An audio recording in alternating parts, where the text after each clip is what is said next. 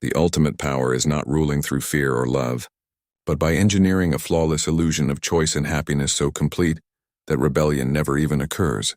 Because when you strip back the illusions of history and look at the great currents that have moved men, nations, and empires, you see the same basic mechanism at work. Control is never absolute until it becomes invisible, and rulers who relied on fear always bred resentment. Rulers who relied on love always bred complacency.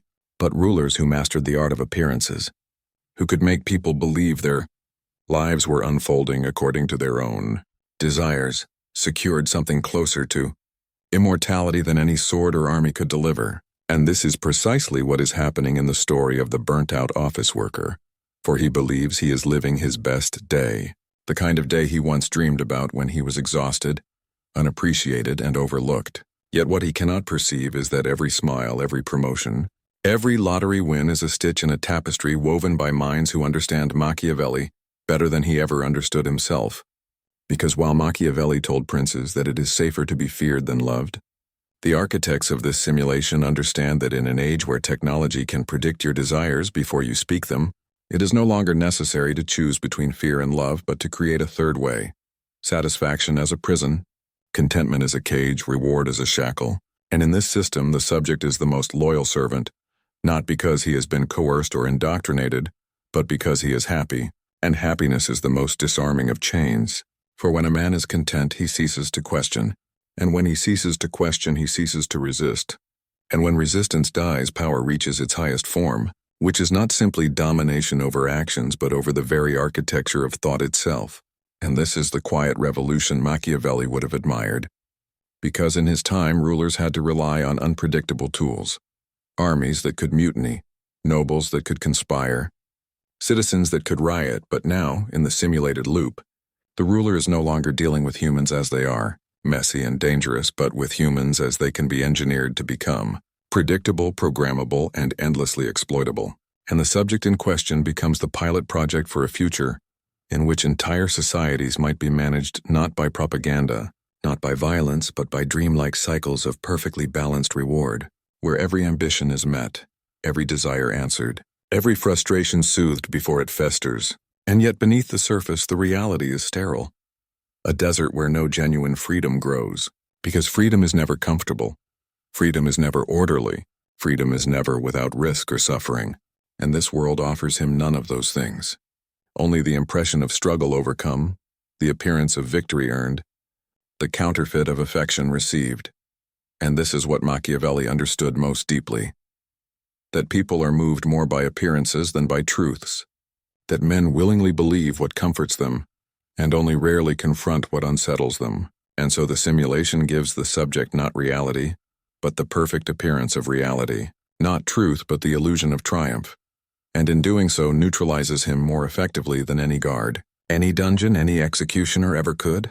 Because why would he rebel against a life that finally gives him everything he thought he wanted? Why would he question the architecture of a day that unfolds like a wish list come true? Why would he shatter the dream when the dream feels better than anything reality had to offer?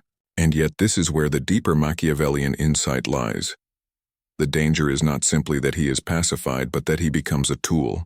For once you create a man who believes his perfect day is real, and who accepts it without struggle, you have created the prototype citizen for an entire controlled society.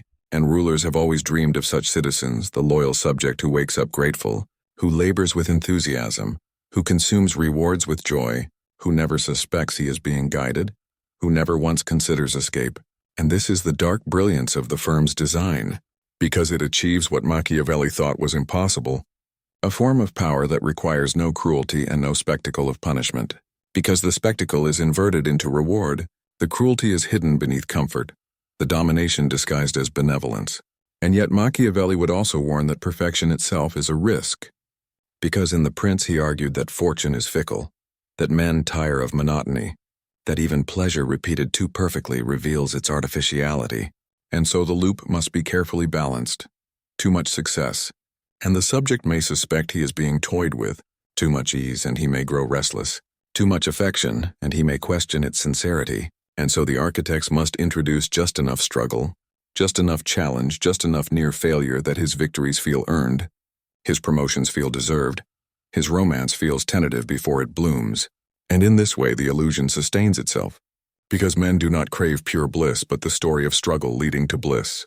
And so the worker lives not just a perfect day but the perfect narrative of a day. The kind of day that could plausibly happen to anyone. Though in reality it is being written line by line to hold him captive. And Machiavelli would marvel at this. For he knew the greatest danger for rulers was the accumulation of resentment in the governed.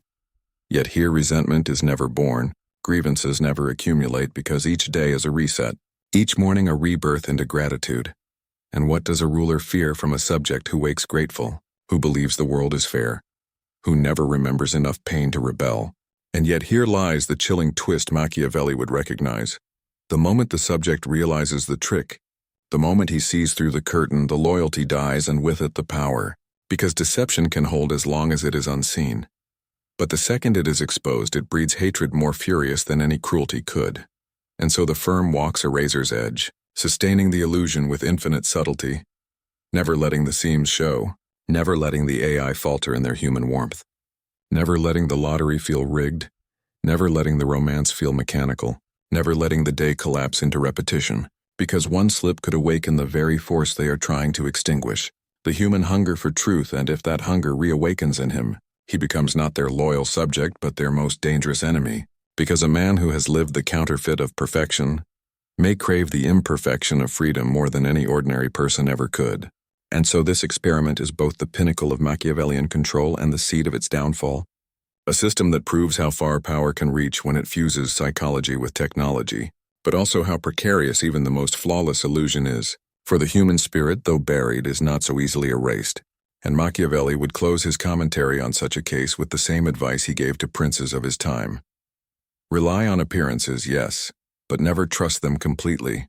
For fortune is fickle, men are unpredictable, and no cage, however gilded, is safe forever.